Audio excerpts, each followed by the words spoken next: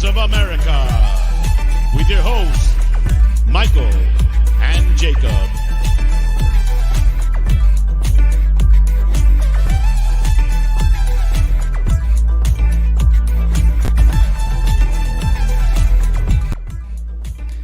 Hello, everyone, and welcome into another edition of the United Spurs of America podcast with your hosts, as always, Michael and Jacob, coming to you live on a beautiful Friday afternoon. Coming to you in not the best circumstances, not the best mood surrounding our beloved club, but Jacob, we are alive, we are well. I am thankful that you're here with me. That is the most positive thing I will probably say today, my friend. Welcome in. Hope you are doing well. Hope the chat is doing well. Alongside that, we have a very special guest alongside with us, Jacob. You'll introduce him in a little bit, but first off, man, worst performance of the season: Man U 2, Spurs 0 at Old Trafford, the theater of nightmares. Oh, man. Jesus Christ! We started at 3-5-2. Worst performance of the season, top to bottom. To me. Yeah. Hugo puts on an absolute shift. Probably the only positive note to take from the game. First off, man, how are you doing? Honestly, I'm good now. I love how you're just laughing at this point. It's just like, what else is there to? What else can you do? It's funny. It's funny because I was like, man, we could go in there. We're gonna do something. We're gonna like get it. I was thinking we're gonna pull a win at the last second. Anything like that, and it's actually not. That's not what happened.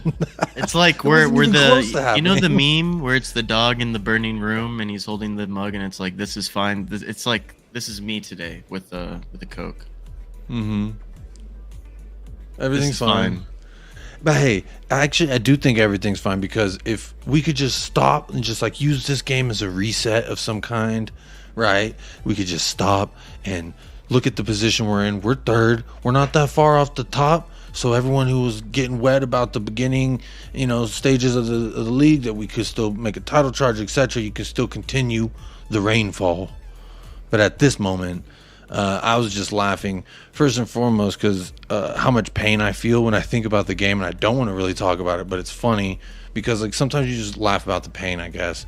And also I was laughing because inside I feel really good when I get to see you, Michael. So first and foremost, I want to say that big ups to you. We're not even 10.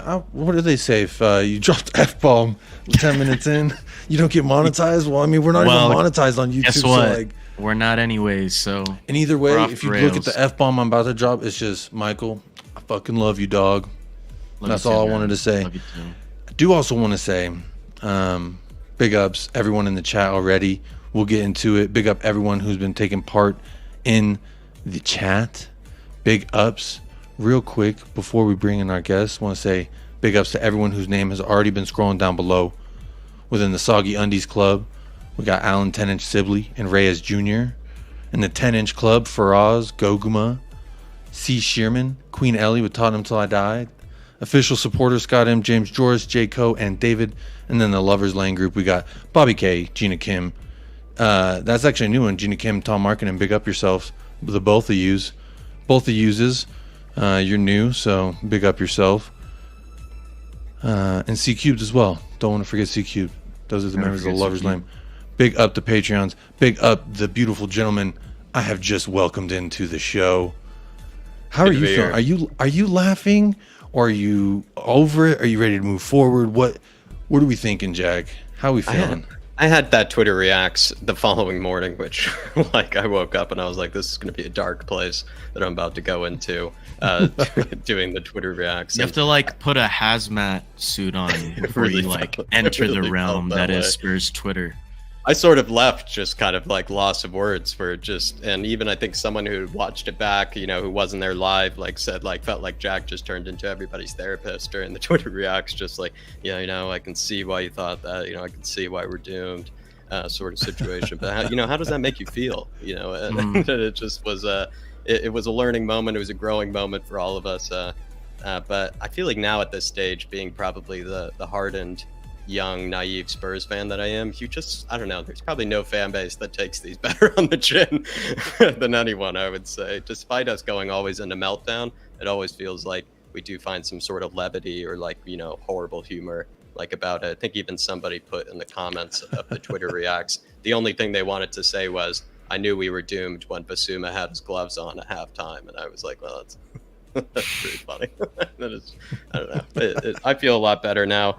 I am looking for a hug. I am, you know, interested to see which players we even think deserve a hug, if any at all, after that performance. But I think the Spurs fans were the only ones that really showed up. And if I'm going to be honest, at least, and we were the only ones that seemed confident going into it. So I agree with Chris Agenbar. Maybe a group hug is probably what's needed. You know, Jack, you've just given me a brilliant idea, and I'm just going to spitball with Michael here on the fly. We're going to do, like, a Huggables, since we can't give, like, man of the match, because obviously that would go to, like, I mean, I think we all know who was the only person who did decent, but we do, like, a Huggable award when we lose. Like, we just want to give them a hug, because, like, I mean, I just feel Someone bad for played them. bad enough, but okay enough to deserve a hug. Yeah, like, I'll give you a hug, because, like, you tried, man, and it was tough out there. It was tough sledding for, I felt like, most of the team, but these lights are kind of going crazy. They're reacting to my voice. These lights are new, and they react to my voice, so I feel them blinking behind me, and I don't like it. So it's kind of making me, like, every time I talk, look, see when I talk, so when you go, it changes colors. Maybe the colors represent the change the emotions. setting or something, so excuse me. I would say, if anybody, I don't even know if there are any Huggables from that 11. The only person that I would be willing to hug after that performance is Hugo, and that is it. Yeah, definitely. I mean, he deserved it. I literally cannot name another player who would be willing of a hug after that performance. I literally don't. Everyone was so bad. Every single player was bad. Hugo definitely gets a hug. I feel like we could give a couple hugs. I mean, because, you know, maybe just a couple. Someone I would like to give a hug to.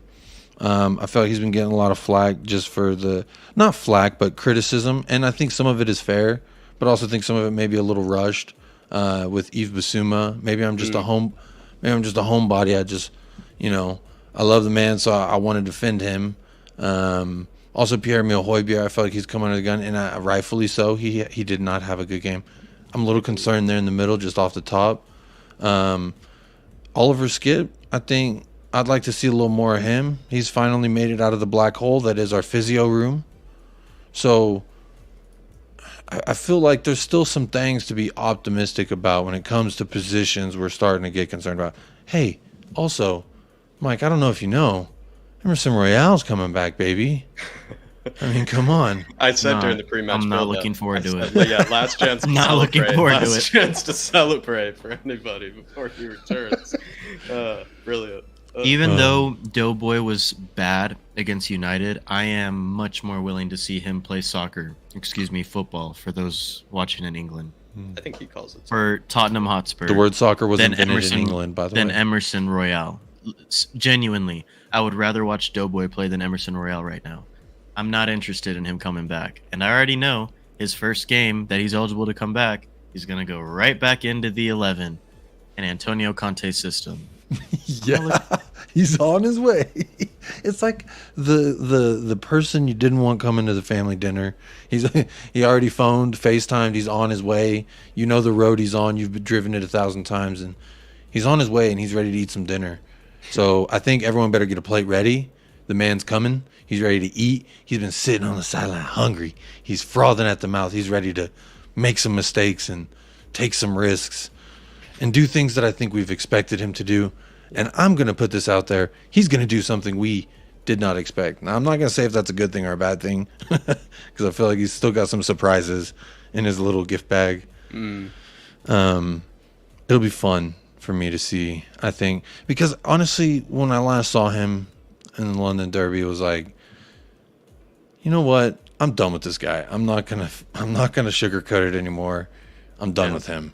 Yeah. And now I'm kind of just like, Doherty's so unimpressive to me that I'm just like, whatever. If he's not going to play Spence at this point, I don't really care anymore. I'm just going to laugh at whatever choice is out there and hope that it works, because I don't really know what else to do. I don't have hope for that right wing back position right now. I feel like Spence he's come on limited, doesn't get a chance to do much of anything. I think the most we saw him was against Nottingham, but it's like if I can't be the only one that's so unimpressed with Doherty and also relieved that Royale's not available, and wanting to see something else. I think a lot of people feel with you. I would say a lot of the Spurs fan base feel probably with you. In fact, I think it's reached a stage where a lot of us, including myself, are kind of just making excuses for whichever one we seem to like between the horrible options. Which one is the least shittiest? Which one is in the least shittiest form? Which one am I going to defend? Which shittiness am I going to defend? Which shitty right wing back am I going to be willing to defend? And some of us find ourselves in the Doughboy camp, some of us find ourselves in the Emerson camp, but we all can be united by Jet Spence. I think we all know that Jet Spence. At least it's a question mark, right? The other ones, I feel like they've pretty much dug their heels into the positions that, whether you're in their camp or not in their camp, they've already kind of solidified where that is in every fan, I feel like. So for me, I'm just like, he's the only one that's still like questionable. Maybe there's something, anything, maybe more soup, sir. Like, please, sir, I want some more. And they're not giving me any more soup. And it's... Do you feel like with Emerson, I think the big difference between Emerson and Doherty from what I've seen, and maybe even this is why some people seem to like one versus the other, is Doherty, you see him do something well, and then everybody's like, see, this is why you don't play Emerson, because like Emerson wouldn't be able to make that touch. And then you see Doherty not do very much with it after. But the thing is, he did have that one touch I saw. Yeah, this is the point. He'll do something like that, and you're kind of like, you know what? Emerson probably wouldn't be able to do that. But then you're kind of look at it as well, and it's like Doherty then just proceeds to just do nothing for the rest of the game, and he also never has any sort of willingness to like actually do something. He seems capable of doing something. Like he seems capable of like taking on his man or like maybe putting in a cross. He just simply doesn't want to. What I sometimes get the vibe of. Whereas like where Emerson has more of the golden retriever sort of kind of nature to him, is like no matter how horrible he might be at taking on his man, you'll still see him doing that size up, you'll still see him do that horrible step over, you'll still see him do that shimmy, and he'll try to go for the cross. And I think that's where some of us find ourselves divided. It's like, would you rather just have a guy that's clearly just a better technician, even though they're both horrible technicians? I think Doherty is still better technically on the ball. Or would you rather have a guy like Emerson, who at least seems to just be willing to just constantly try and try and try and try and try again, and even if it's ugly, continue to do it? And it's, you sort of find yourself, I don't know, like caught in those two camps. And I think Mia W has put this better than anybody before, and she said this on the fan show. So, which micro penis do you prefer, really? Which chode is it? Chode 1 or chode 2? That's a tough choice. Like, how do you make a choice between that? Like, you don't. There is no right choice. And I think Conte was like, "Bro, give me a someone regular. I don't need the longest in the game, because obviously we're not going to drop that kind of Hakimi money." But did you guys see my tweet about Hakimi actually the other day, where Hakimi apparently has been playing quite poor this season? He wanted to come to Tottenham. And there's a tweet that said Hakimi hasn't completed a cross in over 10 games. And so I tweeted saying Hakimi has requested scout report of Tottenham right wing back sensation Emerson Royale. Hey, you know what? I love maybe it. They're trying to become each other. Maybe Emerson's trying to become Hakimi, and Hakimi is trying to become Emerson. Hey, Jesus Christ. The way I see it is, I hope he does worse. So now maybe it's more realistic that they'll sell him. We can afford him. And we love players that aren't crossing the ball, and like you said, Jack. So I would love to think that if he got reunited with Antonio, that they would make sweet, sweet, magical musical love, like a musical that's just like it's not an actual love making scene, but it's just like so velvety. I don't know. Like I feel like they 90s. can make that kind of music together. They like so cut, where it like rises, the camera rises, and they fade away. This one's a foggy lens. Oh, they fade away. Yeah, and but it's implied. Orchestral music in the background. Implied. Big numbers. Yeah, kind of the Notebook sort of. Yeah, I see what you're saying. Yeah. So I think that they could do that if we got a guy like Hakimi in. So I hope he does. I hope he does poorly for PSG. I think PSG aren't actually like. Isn't there like turmoil and the owner's tripping and everyone's tripping? Mbappe. Well, the owner is tripping. technically Mbappe, but apparently he's the president right at least. he's kind of self-tripping, if anything, because he's gotten mad with his own contract that he signed himself and gave himself. For PSG, and then he wants to leave. I don't understand. I find it a bit funny and odd. I would say just quickly, maybe Conte's problems, maybe this season, part of maybe Conte's many problems that he's had to deal with, is that Perisic is sort of slightly underwhelmed and hasn't been the wingback that we all kind of thought he would instantly plug in and be. And Sessegnon, we know, is still a bit of a development project there. Emerson and the micropenis competition we've already spoken about. Conte has kind of yet again been sort of limited by his wingbacks, and maybe a lot of his problems in certain games just simply stem from the fact that maybe somebody like a Perisic maybe hasn't impressed in the way that we all thought that he would. So therefore we are sort of stuck in a similar wingback situation to last season, especially if he doesn't want to play Jed Spence. Yeah, no, for sure. The one thing that I did want to bring up, fellas, and it's something that actually me and Jacob talked about a little bit offline before the stream. The most disappointing thing for me, I think, along with there's just so many things to be disappointed with, but I think the one that got me the most is just like once again against a quote unquote big six team, like none of our again quote unquote big time superstar players grab the game by the scruff of the neck or put on a performance that's just undeniable and literally just one player wins the team the game. We hadn't seen something like that maybe since when me and Jacob had discussed it, probably Man City when Harry Kane just absolutely dominated at the Etihad, the Empty-Had, sorry. Yeah. Excuse me. Yeah, Empty-Had. Maybe Empty Heads? I don't know. It's just disappointing because it's a stadium and a fixture, United away, that we've never been successful in, along with many other away days against the top teams in the Premier League. You need a player to step up in a way that is Hall of Fame-esque, if you will, if you want to Americanize it. Yeah. Harry Kane is one of those players. Hyun-Min Son is one of those players. You could argue Romero is getting up to that level. He's on his way up. All three of them had absolutely terrible games. The only player of superstar-esque that you could say had a decent game was Hugo Lloris, who made it a 2-0 game, what could have been a 7-0 game. It really could have been, or a 9-0 game. It's just frustrating for me because time and time again, we see the same performances against these top teams, and Conte had even said it in his press conference post-game. Against the big teams, we struggle, and it's something that I had been taking note of as well. Everyone had. Against the big teams, especially away, where teams like to press, and they know if they press how much they press us, we're going to crumble under the pressure. Our back line is just not built for the pressure yet. They're not used to it. I don't know how long it's going to take for them to get to that level. They might never get to that level. It might not be until we bring new players in either in January or next summer to where we get to that level where we can handle the pressure, play from the back, build up play through the middle, and then feast on teams in the final third, like a quote-unquote Conte ball team, a prime Conte ball team would do.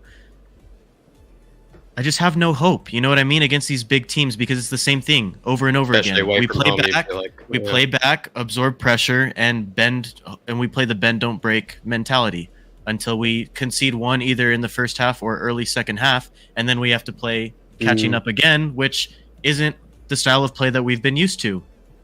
It's frustrating. It's the same thing over and over again. No, I think you had honestly lots of snaps, definitely there. I definitely agree with a lot of that. But I mean, the only thing I might sort of maybe add to that sort of is, while I was having my therapy conversation via Twitter the other day, somebody brought up sort of this underdog mentality that maybe has sort of persisted in the Spurs squad since like kind of the Poch era. And we've now hired these managers, Michael, that are like, Jose, Conte, sort of these alpha male, like kind of, siege mentality kind of guys. And we have, a lot of players from the past that were kind of from the underdog mentality years of Pochettino. And maybe they're still sort of finding it hard to erode that sort of kind of way of thinking when they go to Old Trafford, because I think often what's been said, right, is I get this a bit mixed up, but they seem to play, the occasion and not the game. They don't really seem to realize, that they are probably just as good as like a Man United at this stage, but they maybe act like a Man United is a lot better than them, when sincerely at this stage, I don't really think they are, but they kind of give them that sort of, mental edge, or they give them that sort of benefit of the doubt. And perhaps it's just persists from us sort of carrying on these sort of underdog mentalities. And, it's probably Jose and Antonio Conte that have continued to try to chip away at it, continued to try to get rid of it. But Yeah. I don't know if it really happens overnight, let's be honest, because I think you really look at also, especially last night, some of the players that ultimately were at fault were Ben Davies and Eric Dyer. I know we have a lot of new players in the squad, but Ben Davies and Eric Dyer have, continued to exist here. Conte has made them better, and he has made them a lot better players, but they still sort of carry, I think, that sort of mentality from the Poch years of being a bit of underdogs. And at the same time, though, when we come to Liverpool and Man City, we seem to still think of ourselves as underdogs. So then it seems like we play really well in those games, because we see ourselves as kind of like, oh, it's just a free hit, like we'll just see how we do. And then ultimately we just end up saucing all over them when we play against Man City and Liverpool. But when we come up against the teams that I think are or should be our level, which are the Arsenals, which are the Chelseas, which are the Man Uniteds, I think we cower away, and we kind of struggle with the fact that maybe this is a game that Spurs should expect points from. This is a game that Spurs should, how would you say, demand some respect from. And then we always fail to do so. But maybe when we come up against teams like, the kings of the Premier League, like Man City and Liverpool, we sort of all know that it's a free hit, but then Spurs all of a sudden come alive because there's no pressure at all. Yeah. Situation. And there's also some comments that I had scrolled through that it's like, no, don't lose hope, or we'll get there. A small part of me does believe that, and to a certain degree, I agree with y'all. It's just frustrating because it's the same thing over and over again. You know what I mean? I know we did have good games against Liverpool last season, and we did draw both of those games, both away and at home. But when you're a team trying to contend for a Premier League title, you gotta win one of those, or both. You know what I mean? You got to put on those performances where you do get over the line with all 3 points, and not just settle for one, and say, yeah, it's a good point, let's take it and we move on. Yeah, we have been reacting that way because that's just kind of the expectation. But if you want to raise the expectation like Conte has been trying to, you got to get 3 out of one of those games. You got to get 3 out of both of those games at some point. I know we got 3 out of both games against Man City, so I'm not discrediting those performances. It's just, you have to get more points against the other teams in the top 6 or the top 4. You know what I mean? Yeah. You got to get some points against Chelsea instead of losing every single matchup last season. You have to get points against the teams like Man United, who are quote unquote struggling to start the season. I know they've been playing recently, playing well recently, but you have to put on performances to stop that momentum, or you got to put on performances to shut down teams if you want to be the best in the Premier League. Until we start doing that, it's kind of hard for me to expect more than a top 4, maybe a top 5 finish right now. It just is, unless we get serious help in January. I think a lot of fans feel the same way as you, probably, Mike. At the end of the day, a lot of fans feel that way. I agree. I'm a little concerned because teams like Newcastle look on the uppity up. United's trying to be on the uppity up, and they just completely took the wrong Jenga piece out of our fan base. And I feel like some of the tower has fallen, and it's okay, y'all. The game's not over. We're 10 matches not even 15 matches in, not even halfway through the damn soup, and we're talking about the soup too salty or the soup too spicy, and it's like, come on, man, we all Was right. Kulusevski that Jenga piece? Do you think? Like, it feels like, the season just started, the game of Jenga just started, and somebody He may be the picked out piece, somebody just picked out like an edge piece, and it's like the physio like, room really? pulled the wrong piece out of it. Was their turn, and they decided to pull the wrong piece. But look, And they guys, just the ruined the game frustrating for everybody else. the frustrating part about that is, why are we talking about one player being that Jenga piece? You know what I mean? This was supposed to be the summer where we were adding depth, we were adding more options to where you take one hit on a player, you're not supposed to lose any sort of significant drop in form. Unfortunately, that was the case when Kulusevski was out of the 11. I agree with you, Mike. That's the frustrating part. We thought that we had the solution to the problem that we have. But it sort of seems like with that 3-4-3, what we've come to realize is the player that really makes it work, especially if we don't have good wingbacks, the player that really makes it work is Kulusevski. So we did need to reliably have somebody in case Kulusevski got hurt. We need to have somebody that could basically do something similar and make the 3-4-3 kind of click in the same way that we know Kulusevski does. And we probably overlooked it. Maybe we thought that we could get away with it with Richarlison and Lucas Moura. We've been very much hurt by Lucas Moura, obviously being pretty much just as hurt and just as Jenga pieced by the physio team. But I find ourselves probably with the benefit of hindsight thinking, unless you have a lot of confidence in Lucas Moura being able to fill in for Kulusevski in a similar way to make that 3-4-3 work, it is kind of now a situation where it's like, maybe we definitely could have gone after a Malinovsky and brought someone in like that we know would have been able to slot into the right wing position, play a bit similar to Kulusevski, maybe not be nearly as brilliant, but make it click and make it work for the time being until he comes back. I'm not sure if we all had confidence in Lucas to do it. Maybe we had confidence that Richie and Lucas would be able to do it, like either or could be able to fill in, for Kulusevski in case he got hurt. But the fact that Lucas got hurt and Richie seems to kind of struggle in that right wing position, which I don't think is ultimately always his fault. And we find ourselves in a position where, like kind of benefit of hindsight, like, geez, we needed to find somebody that can make that 3-4-3 sort of click in the way that Kulusevski did.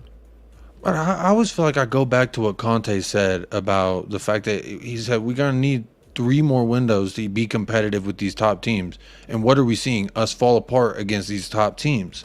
So I think it's perfectly fine and natural kind of the position we're in where we're not strong enough yet. Bro, Davies Dyer in a starting lineup, I'm sorry for the people who love these people. I'm so sorry. But this is not what you need for a top 4 team. Like, we got lucky last year. We rode that luck. But you know what? Like, we've put some teams away that we're supposed to. We haven't done it quite as clinically as we want to see, but it's still gotten done. Whether it's 1-0 or 6-1, like, we got the job done at the end of the day. So I just have a hard time worrying so much about my expectations for the season because at this juncture it's so early. Obviously, we all feel like January is going to be one of those 3 windows that Conte talked about. And that's, to me, I guess, like, at the end of the day, is I fall back to what Conte said. What did Conte say about our squad? Like, what did he say, in regards to our overall depths, even though this was, yes, like Michael said, supposed to be the summer that we really and we did some positions. We did. Not all the positions. We're definitely not completely done. And no, I don't think anyone's ever been like, okay, that's it. We're done. Good job, y'all. I think everyone's been like, yo, we still got to get at least 1-2 here. The center back position has been screaming and hooting and hollering, honestly, for someone to help. The right wing back position has been screaming for some help, and then we sign a player like Jed Spence, who Conte, I guess, is making it a point to not play. So I'm upset about some of the depth and the lack thereof, but at this juncture, I'm also just like, bro, I mean, I drove a hoopty for most of my high school career, and it got me to and fro everywhere I needed to go. Cross town, cross the street, it didn't matter. It still got me there. Sometimes I had to pull over, pour a little water in the radiator so the bitch don't overheat. But at the end of the day, it still got me where I needed to go. And I think that this team can do that. There was a comment earlier from Mia that said, let's be realistic. We're not in a position to win the Prem. And realistically, no, we're not. But I'm also a dreamer, so I fail to jump off of the train to Crazy Town that says we can accomplish a FA Cup or a decent Champions League run. Not win it, but just a decent run. Make it out the group, get out the round of 16. Like, if we could get to a quarter, that'd be way more than I expected. If we could get top 3, top 2, that's a little more than I expected. I expect top 4. I still do. Even with this squad that we have. I feel confident enough that January we might find another couple Kulusevski Bentancurs under the surface kind of players that maybe Jacob in the States hasn't heard of because he doesn't watch Juventus. But I trust Conte. I trust Paratici. I still put it Paratici because at the end of the day, he's gotten us a lot of the players that we're super excited about. People cried over the Richarlison thing. People, Kulusevski, I'm curious to see what his ranking of jersey sales is from the official website in comparison to like Kane and Son, because Kulusevski, I'm sure, has been selling kits out the wazoo. So for me, we miss Kulusevski. I don't think that we're falling apart just because he's gone. I think it's a matter of like everyone else not also doing their job. I mean, quite frankly, there's just more quality. Casemiro's more quality than what we have, and that's unfortunate. I hate to say it. Anthony, I'm going to say this now. At Perisic's wedding, Anthony gets first dance. Okay? When Perisic's bank account gets hit with the paycheck every week, it's automatically wired 50% to Anthony. He pays child support for Anthony's children. This is what I'm saying. Like, this is a guy that I was so excited about. One of my top 2 signings of the summer. And he was dismantled by a United signing. And it's unfortunate. It sucks. I feel like, just quickly on that, though, I think his defensive game, we all knew maybe wasn't going to be the best, like with Perisic. But it was supposed to be like a Trent sort of situation where maybe it gets outweighed by the productivity he has going forward. And I feel like this might be a good comparison or bad comparison, but I think Spurs are finding themselves in sort of a Trent Alexander-Arnold situation with Perisic, where it's like we all knew he wasn't going to be that great defensively as a wingback. That was never his strength to begin with, but he was supposed to have all of the ability that none of the wingbacks had in this team, and he's sort of not brought it like in the way that we thought he would. And then you find yourself then being like, well, I don't think Sessegnon would get schooled as much as Anthony was. To Perisic, and you then kind of find yourself like, if Perisic isn't going to get what I think I found myself saying in the Premier League, I thought he would get like, I think I said like 6 goals, 6 assists or something from like, that sort of position. I really genuinely thought he'd be able to get something like that. And at this moment in time, it's hard to see it happening. Of course, very early in the season, but like we did kind of think he would just be able to plug in and play and just be, brilliant going forward. It's not like I said he'd be brilliant defensively, but we all thought he'd be brilliant going forward, and just kind of really hasn't been. And I think that's, like I said, just been a problem with Perisic, is that he was supposed to be kind of like our Trent, for a season, and he just hasn't. Real quick, we're just hitting over 30 minutes. We got 38, 40 y'all watching. Big ups to everyone who's watching this live or on demand playback. You can demand it at any time, but I would just ask that you tickle, caress, smash the like, whatever tickles your fancy. We're at 21 likes now, so it'd be really cool to at least see us get to like 30 or something like that. That'd be cool. Everyone also participating in the poll, appreciate your participation. We got 32 votes in there, 23 likes, so we got 9 of y'all who voting, but you ain't liking. And to me personally, I don't like that. I mean, if you're like that, that is cool. Like, I'm not gonna demand you do whatever you do, but big up, Mick. Thanks for tuning in today. Thank you for everyone who's tuning in. I'm just trying to not interrupt this great conversation between Michael, Jack, and I. But we're getting some good comments rolling in here. So Michael, please star some if you see some. I'm clearly gonna miss some, so I apologize to everyone ahead of time. But Michael, how much do we want to keep talking about United? I'm down to keep talking about United, but my mindset, I don't know if I should be going in on Perisic for too long, because he's still the best wingback we have on the squad. But can I maybe add something? Yeah. Can I add something about maybe why it also maybe went wrong, and this could be the last thing or whatever, however we feel, but if we went with the 3-5-2, we all wanted the 3-5-2, especially when we knew that I like the 3-4-3 a lot. I kind of genuinely sort of prefer the 3-4-3, but with the injuries that we have right now, and Kulusevski, which we've spoke about at length, sort of forced our hand, and with Richie being hurt, it sort of forced our hand to play the 3-5-2. The thing is, though, is that we found ourselves like, that means if we have that extra midfielder for sacrificing an attacker, and we have that extra midfielder, we're basically trying to win the midfield battle. We're trying to bully the opposition midfield, and we just simply didn't do it. And kind of all three of our midfielders just didn't show up and didn't play in the way that we know they can in their own separate ways. I don't think Bentancur was as good as we know he can be. Højbjerg, especially with the form he was carrying into that game, was nowhere near as good as we know he can be. Basuma was carrying in good form into that game, wasn't as good as we know he can be. And so if you're kind of putting in those three midfielders, you're basically saying, we're going to try to win the midfield battle. By winning the midfield battle, you ultimately win the game. We just didn't win the midfield battle. Therefore, we kind of didn't win the game. And it kind of just comes down to maybe just how poor I kind of thought Højbjerg and kind of all three of the midfielders really were in their own right. And it's not really all them, but in order to win that game, it kind of felt like we needed to win the midfield battle, and we just simply didn't. That's not the first time that we don't win the midfield battle. With the three midfielders, you kind of, that's right, like the that's whole purpose. Like with the 3-4-3, you kind of like are like, well, we don't need to win the midfield battle. Like we can just beat you without it. Like you can dominate our midfield, we'll still beat you. Whereas the 3-5-2, you're kind of saying like, yeah, we're going to try to win this midfield. We're going to try to dominate the midfield, and we just didn't. And so therefore, I think we lost. It's tough, it's tough. Michael, where are you at with the midfield?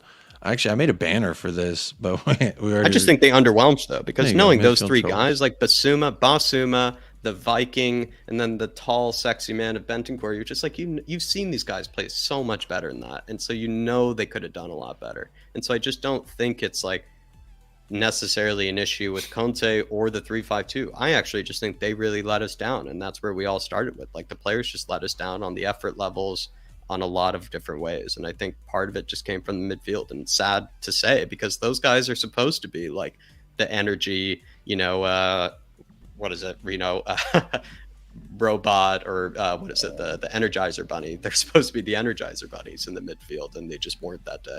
And I think that can be simply said, and when they don't show up in that manner, you're kind of going to lose. And I think a lot of it just falls on the midfield. But I agree that Dyer and Davies, though, bear a lot of responsibility, but in order to win that game, it kind of felt like the midfield needed to be a lot better.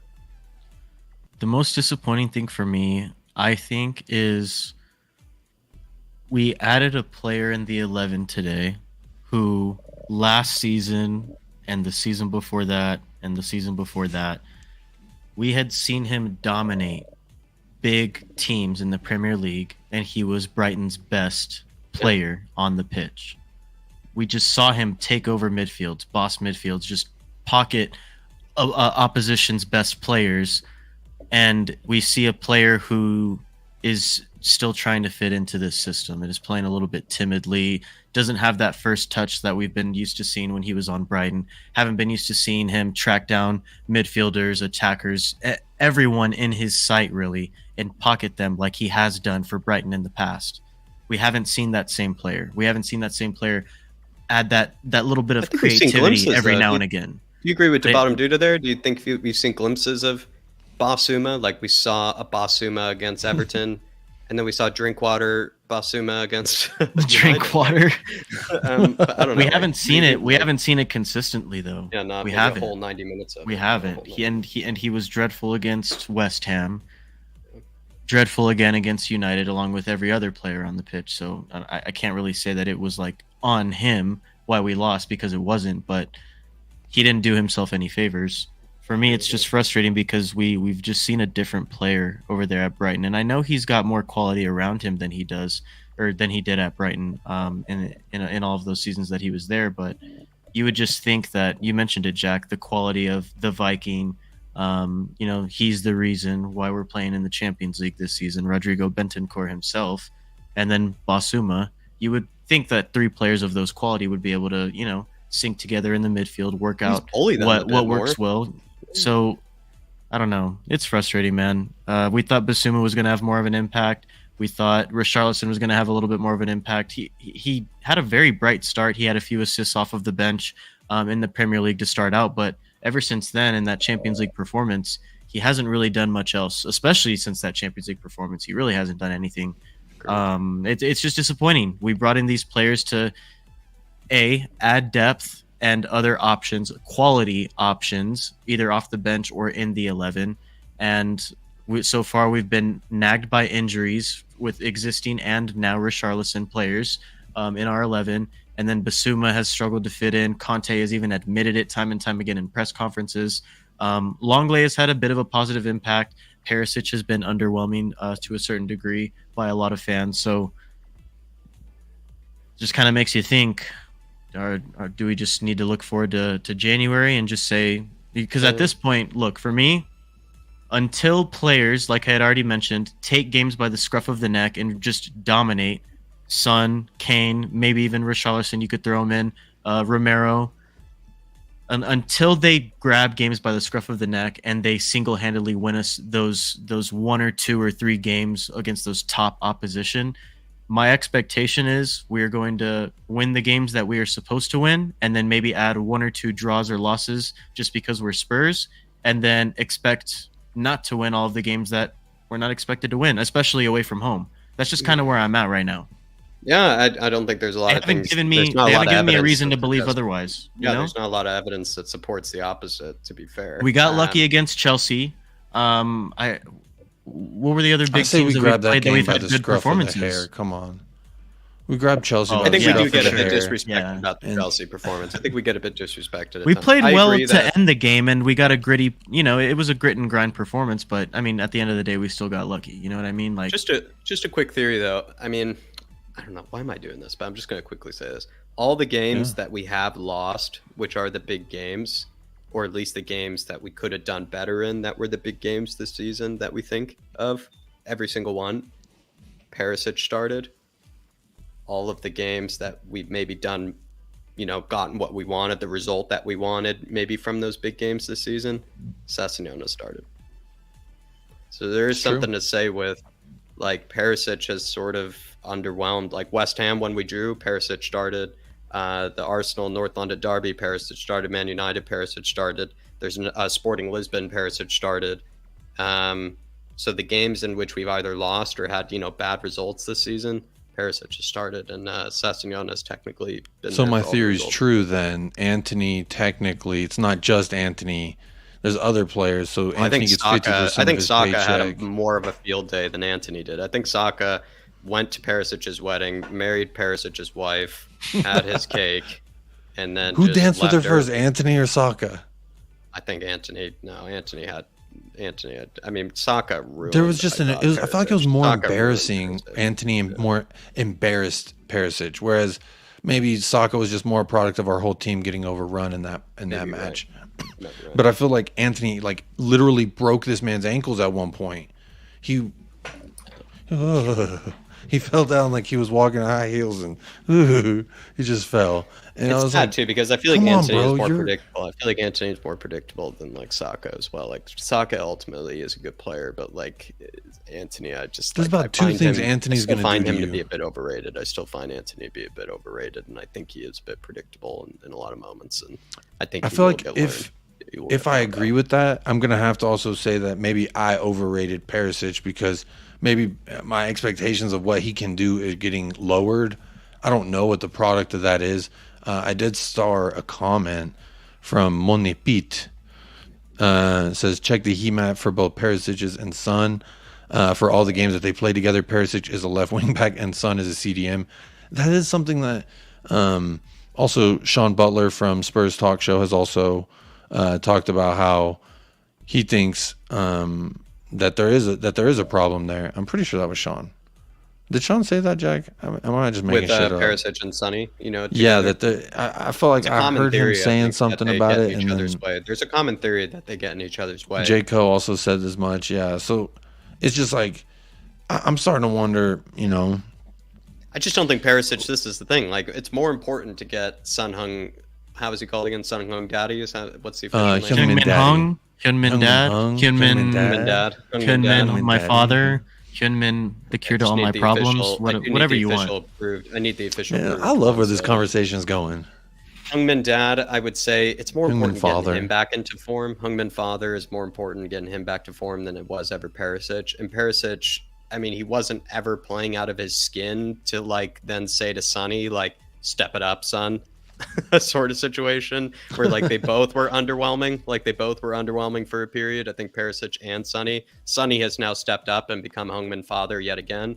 And I think then once Sonny becomes Heung-min father, you have to let Heung-min father decide which son he'd like to have alongside him on the left wing back. And if it's Sessegnon is the preferred son, then he's going to have to go with Sessegnon because I don't think Perisic has played well enough yet to demand that left wing back spot yet.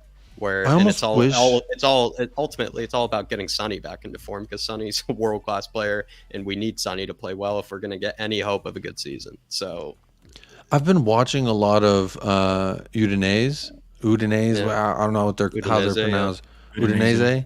Udinese. But specifically, obviously because of Udogi. But I've been watching him, and I'm almost kind of upset that we don't get him till the summer. I wish we could activate that in January, get a little bit of help, and that way it would be some for sure business because it's already money spent. So. I agree with you. It's kind of I agree with unfortunate. you. I feel like he would help. He's Maybe basically he's a playing nice like one of the best wingbacks in Europe right now too. That's where like it's making They're it a bit they're kinda doing jealous. nice in the It's not like Serie he's A playing table sort of too. well. Like he's playing really well. like, He right did now, sub so. in the last game that I saw. He did sub and like he didn't do much to influence the game. But as of outside of a couple outlier games, he's been. When I watch him, I'm just like, man, I wish he was already playing for us because I feel like he might be a nice blend between Sessegnon and Perisic, where he can get forward with some class and finish and get into scoring positions like Perisic can, who hasn't actually scored yet. So that's interesting.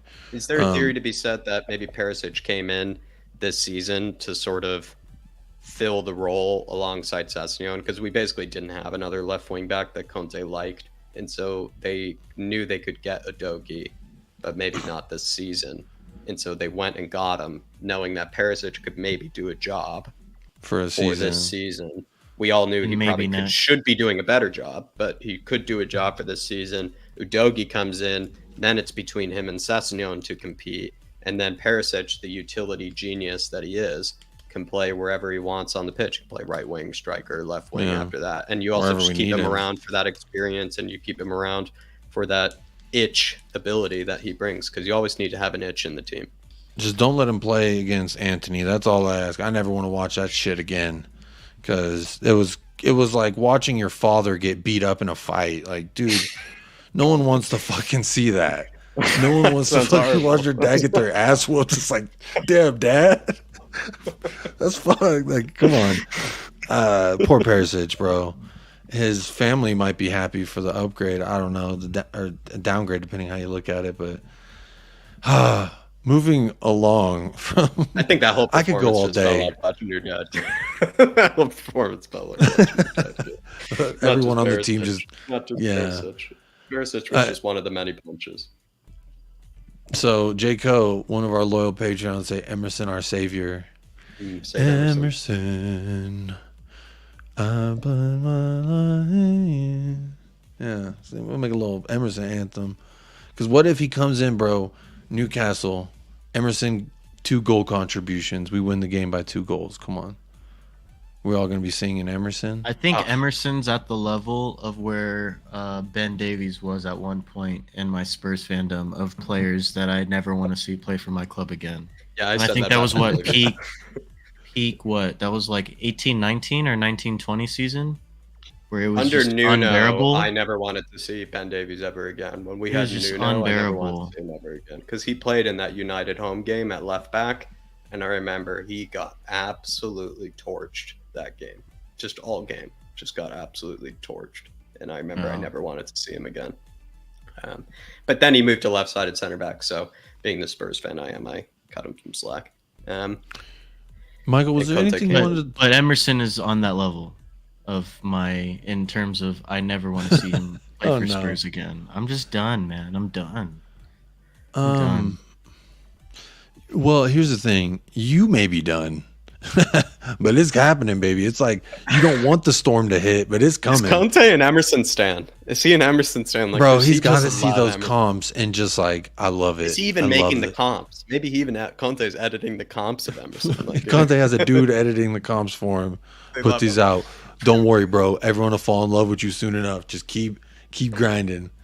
I disagree with the robot sentiment about Conte, that Conte wants robots, but let's say that were true. Emerson definitely fills that mold for him. Like, he would do anything. Just the most brilliant robot you could ever find. And like I said, the golden retriever mentality as well. Like, the guy will mess up 1,000 times, have the whole stadium boo him, and he'll still have a smile on his face, and he'll do it again. Like, and that's what I sort of appreciate about Emerson, is sort of his thick skin and his sort of there was a tweet naivete, or like, what is it, like, just pure obliviousness, like ignorance. Obliviousness and ignorance to like the criticism and everything. I find it sheer brilliant, because you see players before that have been heavily impacted by the criticism and whatnot and the pressure of Spurs. Emerson seems to be the most unfazed like guy by it at all. Like, he'll like get absolutely booed off the pitch for like, trying a step over, and he'll do it again like in the next moment. Like, he certainly will. He has a lot of housery about his horrible play, I would say. A bit of housery. There was a tweet that I tweeted out, Jack, that you interact with. Big up, Alan. I'm smoking on that hope, my guy. I'm smoking on that belief. Emerson savior. And the Emerson, I'm just burning sage around the house, doing the voodoo. I'm trying to will into existence somebody at that right wing. It's just like one of those songs, I need somebody. I just need somebody to do something. At this point, I don't have much hope for that position, but I still feel like we can fumble and bumble our way to a top 4 finish if this is our end all be all. But I still feel like we need to upgrade at that position. J. Cole says he wants Danny Rose and Toby back, but he doesn't want to do it. Or just do that. We could try it. Just try it for one game. Maybe Who don't we play Fulham soon? Maybe we do against Fulham. I don't know. Just try it. Just try it once. Just see what happens. What is the worst that can happen? It can't be worse than the things that have happened. It can only be equal to. So at this point, come on. Let's just. Conte wants a right wing back in January, and he will be force-fed Paratici out until he plummets up a transfer budget. I wonder if that's the tactic. I would like to see, I hate picking apart a single team and just being like, let's take this guy. But I think, when we go back to the interconnections, Denzel Dumfries, I think he's a talented right wing back who wouldn't cost an arm and a leg at this juncture. I think we could get him in. He'd want to play for Conte. He'll do everything and then some with some quality. That would be nice. And give him the number 2 jersey. Let Doherty change it. What's that? Just Dumfries, like, he's brilliant at just making those runs in behind and just being like just a bit of a menace, I would say. Yeah, and I like it. He's strong. He runs strong. He's on the ball strong. Emerson's kind of loose with the ball, and he just kind of, at least, I want someone strong. I want someone strong back there, and I want someone competent. But it's just, at this point, dank hope. Oh, because I'm smoking on the hope. That's right. Because you're smoking on that hope pack. Yeah, that hope Savior pack, belief pack. I'd buy Emerson Savior. That sounds like something nice. Hopeful. It sounds hopeful. It sounds hopeful. Optimistic. Sounds optimistic. Michael? Did you want to talk about anything about Kane and Son? Like, I felt like the conversation's always there comparing the two, but at the same time, there was that chance that Kane had. That was, he was pretty close to the keeper, tight angle. What do you make? Where of he it? was offside? Are you talking about that one? Was that the one? He was offside? There was once I thought he like. I don't know, man. I thought they were both offside? Bad. The one that I'm thinking of, I think, was in the second half. Yeah, it was like 60th, 70th minute. Yeah, maybe. He was offside. Well, he would have gotten called offside.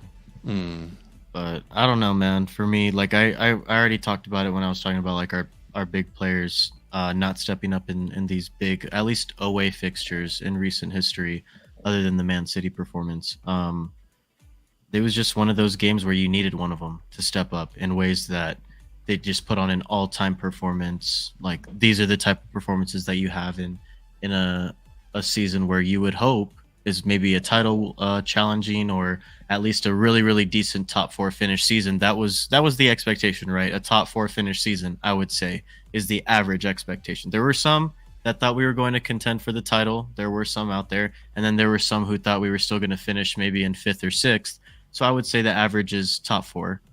You would think going into this season, you need 1, 2, maybe 3 of those performances away against these big teams, either 1 point or 3. You need one of those or a few to make one of those really good seasons happen. For me, that was the disappointing part, because I thought it was an opportunity for Kane or Son, who hadn't been in the greatest of form. I know Kane's been scoring, but let's be honest, he hasn't been in the greatest of form overall. I thought this was a game where it was a good opportunity for them to turn it around, maybe prove some critics wrong. So it's just disappointing. I fully expect them to bounce back because it is a home fixture. It is against Newcastle, a team that we've won, I believe, 7 out of the last 10 matches in the Premier League against. So I fully expect us to bounce back. I don't know if it's going to be a spectacular performance, an overwhelming one where we win like 4-0, or if it's a tough 1-2, 2-1 fixture or result. But I don't know. Like I said, my expectation is and unless they prove me wrong, is we're going to beat the teams that we're supposed to win, and we're going to lose the games that we're supposed to lose. That's just me. So I actually said then, after this Newcastle game, if we do end up dropping points, I think rightfully so, big alarm bells probably should be rung, and rightfully so. Let's say we win at 3-0. You seem to then think that kind of falls in play with your expectations of how the pattern is going.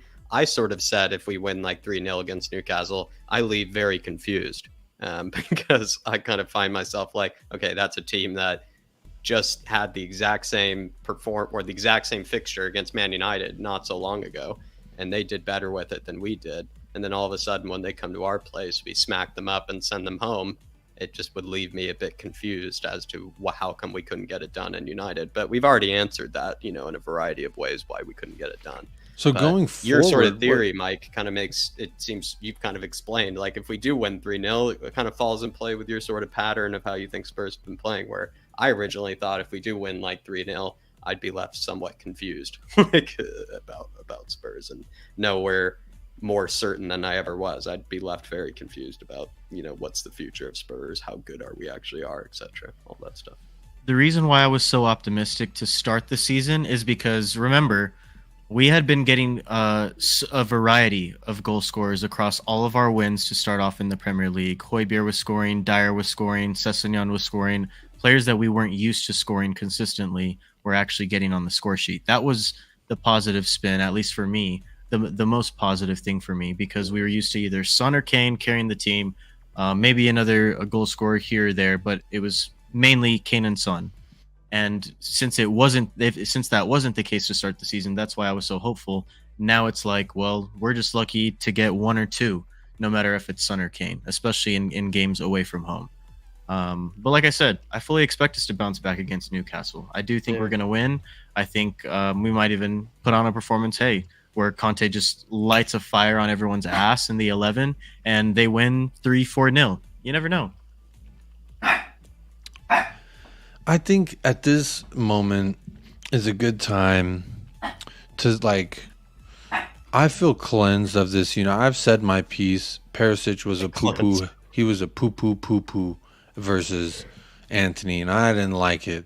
And I think there's a fair amount of debate and good debate about the whole maybe Sessegnon is the future. So looking ahead, I don't want to look in the rearview mirror too much anymore. We're coming up on an hour. So I do want to talk a little bit about Newcastle. Oh, what's up, Casey? I see you, girl. What's good? I see you walking back. Got to have the daily puppy content. But very distracting as well when a cute little dog goes walking by. Especially mid-Newcastle point. Not ideal. But Newcastle, this is a team that's in form. I think they're their fans are pretty optimistic about their outlook for this season and certainly the seasons to come. But I'm curious, what is y'all's ideal? Like, what do you think we need going forward? Let's say Kulusevski's out. I mean, Mike, you said Conte said that he's out. He's a physio room, has him in his I think if anyone who watches that show, Stranger Things, I think he's in the upside down at this point. And he's just, we can't contact him right now, only via lights. You may be right. You may be right. I don't know where he is. He's gone. So he's gone. Richarlison said, don't worry, y'all. It's only 2 weeks. But plenty of kids said, it's only 2 minutes. I'm going into the upside down. And it's a little bit longer. We may not hear from Richarlison again. It's already tough to evacuate one person from the upside down, let alone pull a Richie out. That's going to be hard enough. So I want to look forward. I want to try and think about, okay, what is our squad going to look like for Newcastle that's going to give us success? I mean, in my world, I was one of the main people saying, I want to see a 3-5-2 because I want to see some Basuma. Højbjerg's been playing great enough to where he can't drop in. Bentancur, you could argue the same thing, but Bentancur, I think this game, it shows, this is not the first time versus United that for whatever reason, he just does not play well against them. So I don't want to completely put too much blame on one of the players when I feel like they were all dog water. So I'm curious what y'all think, what the chat think about, is the 3-5-2 still the thing we should be going forward? That's kind of where I'm at. I still kind of want to see that. If I did want to drop one of the midfield, for me, it's going to be Bentancur. But midfield specifically going forward and then wingbacks, Michael, what do you think? Do you have any hope? I know you already said you had no hope, but is there something you want to see that Newcastle? I have hope for Newcastle. I said we were going to win. I have never said we weren't going to lose against Newcastle. I think at this point, we are forced to play the 3-5-2 or in like a 3 midfield formation because Richarlison and Kulusevski are out. I mean, who else are you going to bring in? Bryan Gil or Lucas Moura? I mean, Bryan Gil had a semi-decent performance the last time he played against Frankfurt, and Lucas Moura looked non-existent against United. And, if rumors are true that he still has that nagging injury, then what are we going to expect if he starts? You know what I mean? At that right wing position. So I think right now we're kind of forced to do it, whether it be a combination of Bentancur, Højbjerg, and Basuma, or if Skip enters the fray or another midfielder, you never know. But at this point in time, and if you are running a 3-4-3, who are you putting at that right wing? That's actually going to do a job in the Premier League. No one's proven that yet, or at least Lucas hasn't proven it in years. And we spoke about earlier that we maybe didn't address that problem if Kulusevski got hurt. And now it looks worse than it did before because of how bad Lucas looked. And so far, like I said, he had one semi-decent performance against Frankfurt at home. Other than that, every single time he played, he hasn't been impressive at all. He really hasn't. I mean... People who are high on him, I don't know what you've seen so far to continue to be that high on him, but my expectation is he's not a player that is ready for the Premier League right now. He's just not.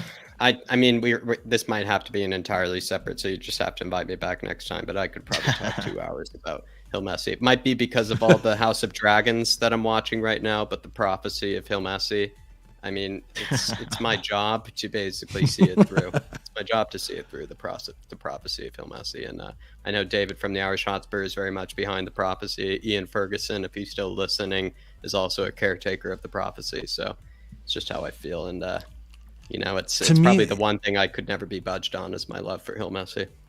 I can respect that. I don't, even if I don't agree with it at this point, I'm still at the point where I'm willing to let him pull up on that magic carpet and sweep me away like young Aladdin. I'm perfectly fine with that. But at this moment, I feel like the tiger, Princess Jasmine's tiger. I'm more just like, boy, I don't want you to see the field, you small little twig motherfucker. Like.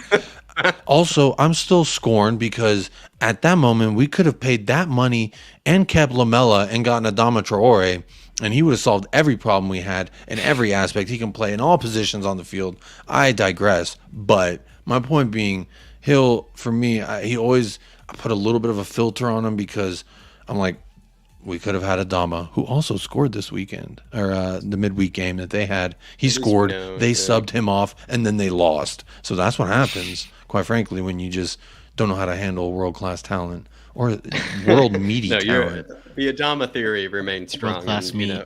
So I respect your, like, hey, you know, but no, I was going to say my heel Messi thing. Lamella, I can respect. Lamella has gone back to the upside down. I think he's been injured. Yeah, for he's Sevilla been for out. the past Yeah. like 8 months or something. Like he's gone back to the. But he's He's upside like addicted the at this owner of point. the upside down. He's become the owner after how long he spent with Tottenham. He was like the heir. He was like the heir to the upside down, and the baton finally got passed to him when he moved to Sevilla and got injured. They're like, all right, man, this is like your 10th trip here, man. At this point, here, you own the place. Here's the key to the city. The people who think that there's, and I believe in some of the theories that maybe the medical team or the physio staff isn't as maybe top notch as we'd like to think it is, or maybe there's something shady going on with maybe just how they've sort of always never given great estimates of time on when they come back, and like things always get aggravated. All this sort of stuff seems to happen. And Conte as well as Jose have sort of alluded to not being very happy with the physio staff. So it kind of gives me some, reasons to be skeptical. I sort of maybe think the reason why they might not be their best is because of the years of the upside down with Lamella. Maybe they were just focused so much on trying to bring Lamella from the upside down that they just have maybe fallen in themselves. Yeah, they're getting themselves out, and so that's why it's taken so long. Yeah, that's my theory though. Maybe Lamella has just traumatized the physio staff so much that they just don't even know how to fix anybody anymore. See, because they couldn't fix Lamella, they couldn't fix him. Who else? It wasn't just Lamella that was like. More recently, it was Oliver Skip. It was just like, he's going to be out 6 weeks. Okay, now 6 months. Okay, you might see him when he turns 36, but we may not be done with him by then. I don't know. It's just like Vecna sucking the juice life out of this man. Tanganga. He can't stay out for of a little bit. Bro, do they like have crack or something? Man, And the that players knee are just like, problem. bro, I need to go back to the physio. I need my shit. Like, because I don't Alli understand. went there for the toothpaste conversations. I don't know. Maybe they're just good guys. Maybe they're just good, nice to hang out with them. They're like, their best friends are the therapists as well. They're like, so tell me, this injury doesn't hurt. Yeah. They're just good guys to hang out with. There you go. Our trainers are Arsenal fans. That's a good one. Man, it's just, yeah. Here we go. Come on, you Spurs. There we go. Czar Spurs. I like that. That's my mood. I'm done. I'm done being sad about fucking United, because whether they play Ronaldo or not, I'm accepting what the reality is at the old Trafford, at the old trash yard, at the old leaky stadium, I like to call it, or you could call it Ratville, Manchester. I don't care. Their building is a dump, a literal poop compound, just a mountain of poop, and everyone's in there pooping and eating burnt hot dogs. Follow some food accounts. And they posted this fucking burnt ass hot dog from Manchester. So, you know what? They can have this win. That's fine. I'm trying to look forward. I'm trying to, like I said, put in the rear view. Big up Alan 10-inch said that we have to look in the rear view because the teams are coming up behind us quickly, fastly. We're not doing anything to help that gap. So this is a good moment. There's 45 of y'all. We're gonna wrap up here shortly before we get some predictions. Jack's got to go in a little bit, but I did want to What did you vote for, just quickly, lads? Like, what did you vote for the options that you gave? I voted for, I technically can't, it won't let me. Oh yeah, that's right. So earlier it was, I think I voted for whichever version was, I'm a bit worried, give me a hug. I think it was like on that sort of vibe. Whichever one was that. There was like the, I'm fully confident, fully zazzed, give me a hug. There was the a little bit skeptical, a little bit scared, give me a hug. There was the, I'm still wet and fully confident. I think Jacob knows what I voted for. I think with Jacob is fully wet and confident. I would have voted, if I could have a vote, it happens, still confidently wet. Okay. which That's currently only is in the 15%. lead. Yeah, 15%. So 15%, not looking great. I'm with the minority on this one, but you know what? Everyone who voted that, I'm with y'all. Let's remain confident. Which one do you think I voted for, Jacob? What the fuck? I'm pissed. Let's hug and yell. All right, that would have been my second option. So I was gonna say my second that was my option for guess. you was I knew it was coming. I'm always right because What that did I is say what you before the said. match? Yeah, I said put 2-0. that option because I of said you, 2-0 Michael. from the start. You did. That's I tough. just hate. Jacob was coming in and he was like, "What's up, bro? I think 2-1 Spurs or 2-2 worst case scenario." And I was like, That's why I was laughing. 2-0 at United. it. That too. I can't. 2-0 laugh. United. I said that too. You said, yeah, it's tough to be right. So I mean, you had to. You mean you were forced to select that option? I mean, you couldn't have selected a different option. To be fair. I said Yeah. 2-0 from the get-go, man. We I just selected don't get the results third at Old Trafford. The last one we did was 18-19 when Lucas Moura scored. Lucas Moura scored. That's how long it's been. So the one that's in the lead is I'm not mad, just disappointed. Hug me. That was mine. Yeah, that was. I feel like that is a good solid answer because I feel like a lot of I can't vote people. for that one. I was mad. I was genuinely mad. I feel at like the there's end of the still game. space for people to be up mad, so I wanted to represent that as well because I know Michael's probably still a little mad. I'm a little bit more just like disappointed, ready to keep going. I'm letting, whenever it's you're in an old house and it's cold and the pipes haven't been used in a while and you turn it on, it takes just a second for the faucets to begin the flowing. Yes. I'm at that stage where I've squeaked the faucet, and I got a hold on, I got a little, and I'm starting to feel Brilliant. Did you like that, Jack? Brilliant. Yeah. That was brilliant. That Starting to get was brilliant. some. I'm starting to get some quality mic. and I think it's good because we don't play till Sunday, so that gives me some extra time to let the wetness flow, if you will, Sure. to let the salivation truly begin, which is the first stage of digestion in the human anatomy. So I'm ready for Newcastle. They will not have Alon Saint-Maximin, a player whom I rate very and highly. Isak and Joelinton, missing some big boys for them. Yeah, so all the time I'm like, I would love Saint-Maximin, but it sounds like he likes a physio room, and it sounds like we got a physio room in which players enjoy. So now I'm kind of glad we didn't sign him because this was part of the thing that I was complaining about was I was like, man, for 60, I felt like we could have paid the 30-some million clause for Saint-Maximin to go to a Champions League team. I would have liked to see that over Richarlison. And then he hasn't completely been healthy. He's had a couple screamers this season. I do like him very much. I like but that. I do fear because of how often he has a little nickel or a knackle that maybe there's a theme there, But I hope not. I'm just glad he's not playing Don't versus bring him us. here. Don't bring him here. Especially because I survive. seen what Anthony, done to Perisic. If Saint-Maximin does any bit of little huta hata, you know what I mean? I think he Perisic does is whatever gonna- he wants. For anybody. Saint-Maximin. He's gonna go Saint-Maximin crumbling again. does whatever he wants. He's that sort of guy. I'm gonna go 3-0, just because that's what I want to happen, and I think I'd be left confused and happy, which is kind of where I think the permanent state of being a Spurs fan usually is confused and happy. For the most part, so I'm just gonna be there. I'm just gonna go 3-0, and I kind of feel you on. I feel like Mike, if probably his answer should have just been, "I was right. I'm angry. Give me a hug." I think that's if I were to edit it. There we I think go. I think There that we was go. Mike. I think that's how he truly feels. He felt right. Still angry like the rest of us. Like he's just as angry as the rest of us, but he was right ultimately. But he still needs a hug. Like Come on, just Jack. the rest. Bring it in. Sorry, I was looking away. Bring it in. Corey boy, you're welcome in this hug as well. Sorry you're having a bad day. We're all here for you. That's American plumbing. Love that, David Clark. I'm Minus way five. behind on these comments. Reyes says the two members of the Soggy Undies Club on our Patreon. Reyes says Adama would have been a good addition. I agree with you, Reyes, my dog, my homie. Alan Sibley says, "Shut up with the Traore crap." The other member of the Soggy Two Undies ends Club. of the spectrum. Yeah, I love it. We have Soggy full Undies Club. representation in that club, so big up yourselves. I did post a link in the Patreon. I did want to share. I see a comment.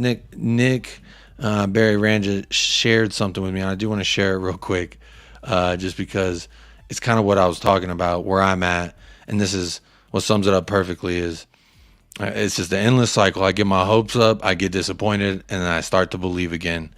And honestly, I'm believing again. I would say like I'm somewhere. Can you see my mouse? How are you believing? I'm right again? here. What has I'm at the made you ascension. believe again? Can you see my mouse? He's a Spurs fan. I'm right here at the ascension, the upward elongation. I'm here, baby. How Rhyme or are you reason. not at I get disappointed right now? How are you already on the way up? On the way up, ascension, Jesus baby. Christ. That turnaround is insane. That turnaround time is insane. Here's the thing. I've been let down before. I've been on the dusty trail and the winds have been too bright and you close your eyes and you don't think you're going to make it through. But guess what? There is the other side of them mountains, brother. And it's clear. It's green. It's whatever you want it to be. I am fully in the mud. I am like in the as far bottom right corner as you can get right now. And then, but I said that So we're you're- going to win on you're Sunday. like here. And I'm telling you, by 11:30 a.m. Mountain Standard Time, I am going to be in the bottom left corner. Right here? Probably. Okay, but you're over here right now. Yeah. But So I'll that go ahead and means say it. I'm I'll going go to ahead be and say around it. here, kickoff. 3-0 Tottenham Hotspur. 3-0 Tottenham Hotspur. Jack, you also said 3-0. Who you got scoring them goals? I go Sonny Brace, Kane penalty. Kane brace, Sonny, 1 goal. Not a penalty, but 1 goal. We've got a new member, Father grabs the official. brace. We've got a new official supporter here, All Had to hit it. right. and he's I didn't know you got. I thought I could do it sneakily. I'm kind of pissed. no sneaky around here. I I'm a little see. mad about that. I'm a little mad about that. Oh, but I'll I pretend wish that I you could've didn't. sneaky. Yeah. No, I'm kidding. I'm kidding. Big up, Thought I man. could have done it sneaky. Thank Thought I you, could've done it thank you sneaky. for being a supporter here of the channel. Thank you. And thank you for everyone who's also been tuning in, watching this. More hugs and I'll be in the 10-inch club, but not going to go full 10 inches. Right That's okay. See, we try to have a full diverse. Patreon said don't do $1, but I said fuck you, Patreon. Give me. People want to support for $1. You know, if I had $1 a month to give, I would give it. So even if it gets taxed to all high hell and I see 15 cents of it, big up yourself, Lover's Lane as well. I appreciate that response. Just don't let Patreon dictate your life. Don't let Yeah. Don't let them tell you what to do. Yeah, you what to they do. did though. They were like, we don't recommend you go below $3 or $3.99, which I think is what I had originally as the cheapest option. But shout out Bobby K, 3 Spurs boys. He was like, bro, you need a you need an option for people who, me personally, I can maybe afford $1 a month. So I wanted to give full representation to everybody. Yeah. And even if you can't do that, what is free, liking, subscribing, and commenting, those are all free. You don't have to pay none for that. So I'm definitely in that bracket as well. But big ups, Jack. Thank you. I'm adding you right now to the bottom little thing. Do you want Jack K or Jack Kanicki? Jack K. I like All that. right. Yeah. Either Big Kanicki up. or Jack K. Thank you, Kanicki Jack. or Thank you. Look at that. Who did you have scoring your goals, Jack? I know you said you gotta go. Sonny Sonny, Brace. a brace from the father. Yeah. And then a pen from the Kane. There we go. The Father, Son, and the Holy Spirit. And the Kane pen. Father, Son, and the Kane. But yeah, blast as always, lads. Really appreciate it. It really is. It's what I needed. I needed this week. So Thanks Good, for joining man. us, Jack. Thanks Yeah, for thank joining you. our therapy session. This was like a legit therapy session today. We got everything out that we needed to. And that's what it's about. So, Jack, if you got to go, do you want to tell everyone where they can find you next? We're going to wrap this thing up please. shortly, so. Yeah, I would just say check out Irish Hotspur, all that good stuff. There's been plenty of stuff I've been doing sort of solo this week. So if you've been, needing to see, how I've been able to handle the fort maybe by myself, check out, did a podcast with Sean, did a Twitter Reacts where I basically turned into everybody's therapist, and then did a fan show today. And I think Dave should be better by tomorrow. And so I think he could be coming out with something. So just stay tuned for that. So yeah, Big all up, that Dave. good Hope you stuff. feel better if you're watching this. Rest up. Get that chicken soup for the soul. But big up, Jack. Thank you for joining. Appreciate For- you, lads. Of course, for me, Michael, my score predictions and goal scores. I love the optimism. You said you're in the bottom right corner of that little triangle, and you got some great optimism for the weekend. For me personally, I feel like a 2-1. I feel like it's going to be a close game. I feel like we still will be able to push ourselves over the edge simply because we are at home. I'm optimistic, and I'm saying 2-1. So it's kind of interesting that Michael, who's still in the mud, is saying 3-0. I love it because I hope for a 3-0. I want the clean sheet. It'll be a bounce back game, like one of those bounce back performances. See, if we do that, is going to be measured. Yeah. If we do that, then I'm afraid the next end of that triangle, I'm going to have to go over the edge and start to get my hopes up again. Because honestly, for me, I think we should get the win. They're missing some key players. We're missing a couple key players, but again, we've kind of built this machine to not try and function off just one person. And Conte said as much, even whether it's Son or Kane, that we don't rely on just one person doing everything. So that's why also when it comes to the blame, I try to disperse it evenly if I can. Also, if you have a score prediction and your goal scores, send them in now. We'll read them out at the end. And make sure you put them goal scores in there because that helps. But for me, I got 2-1 or 3-1. I just see us conceding first like usual, and then waking up at a halftime or right before half, maybe tying it up 1-1, nicking a goal somewhere in the middle, maybe a third at the death, maybe. It would be nice. I just hope it's not as close as I feel like it's going to be. That's kind of where I'm at. And I can see Heung Daddy getting the second, and probably like a Højbjerg or whoever the other midfielder is, maybe getting that first one, the catalyst to the comeback, because we like to come back, apparently. No, we love a punch in the mouth first, nothing more. Mike Tyson always said he liked getting hit in the face first, because once you get hit in the face, the game plan goes out the window. You taste the blood, and that's it. So that's kind of where I'm at. I hope we do it, boys. I hope we do it. Let's see. Let me go through some of these predictions. I got too many. I started this. Tom Markkinen, loyal Lovers Lane, recent sign-up member, said Troy scored a goal recently. Hashtag lubed, fully lubed. I also had to full bull. I think this is for you, Michael. It says Ndombele is the glue, and we need him if we want to win versus Tunes. David Clark prediction: Spurs 2, Newcastle 1. Kane 1, and Owen goal gets on the sheet. He's been not as prominent as he was last season. He may have striker last season, basically, for us. Yeah, everyone was complaining we didn't have a backup striker. Our third most dangerous goal scorer last season. Oh, he was lethal. He was lethal. Hey, he's still on the score sheet. He's got more Premier League goals this season than Richarlison. I'm just saying. Aaron Dub says 3-0 Spurs domination, bouncing back, but no goal scorers. So 3 Owen goals, I'm going to say. Reyes also said Moisture Makers Unite. That's right. That's our pro clubs on FIFA. If you didn't know, we're the Moisture Makers. Full Bulls got Spurs 1-3. Spurs 1 and 3 for what the fuck without Ndombele, and Spurs 3 with Ndombele. Hey, what did you say before the show, Michael? I said I wish we had Ndombele. I wish we had an exciting player to come in. I don't know. Oh, it sounds like you need to invite me back for an Ndombele Hill Messi chat. This would be. Here we go. Here we go. I don't want to talk about Ndombele, but Jacob got me down the rabbit hole again of my Ndombele love. Here's the boys, thing: I do kind of gotta just jet just because the show that I'm about to go to is like 4 o'clock. Final thought, and then you're free, and we will release you from the shackles of StreamYard. No hugs needed Sunday. 3-0 to the boys. Happy hugs, Hungman Father with the brace.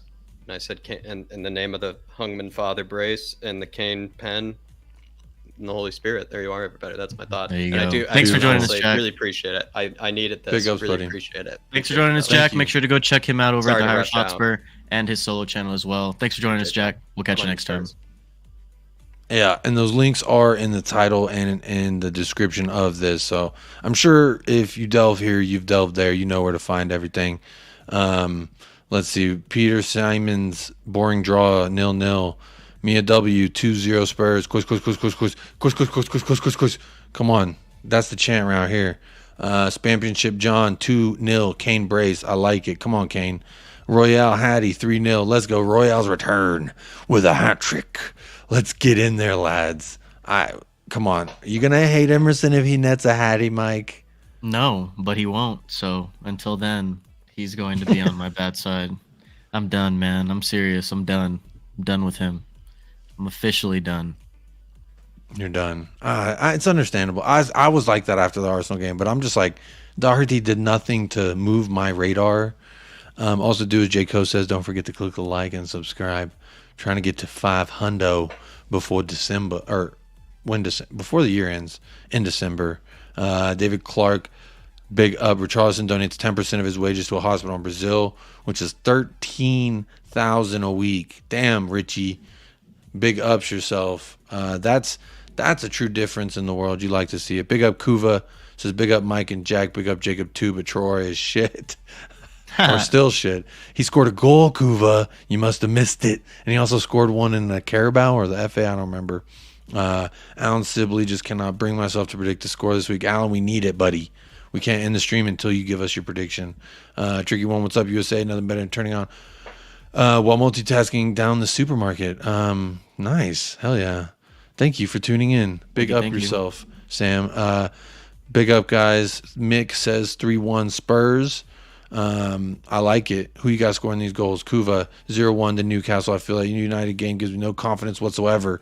That's understandable, Kuva. There's a thing that I'm trying to get everyone to just jump upon, and it is the moisture pool of hope. You know, it's a pool, and I want you to dip your toes in. I want you to dip your fingers in, and I want you to really immerse yourself. Get your swim trunks on, because it's time to jump in. Get excited about Tottenham. We're not in the dumps. We're not down.